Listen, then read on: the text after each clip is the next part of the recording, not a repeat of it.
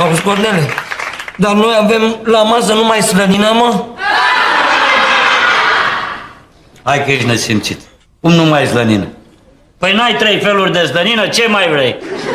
Care 3 feluri? Ai slănină cu ceapă, Da. slănină cu pâine și slănină cu mâna. Mie mi-e și frică să mi se facă foame, că numai slănină mâncăm. Trebuie să facem ceva, să mai strângem cureaua, să mai economisim și noi ca să strângem niște bani acolo. Da, acum când suntem în vacanță de bani, știi ceva, n-avem bani să traversăm strada. Strada? N-avem bani să ne dăm jos din pat, băi. Care pat, bă? Păi nu l-am vândut să cumpărăm slănină. Batuta in Japan. Cornele!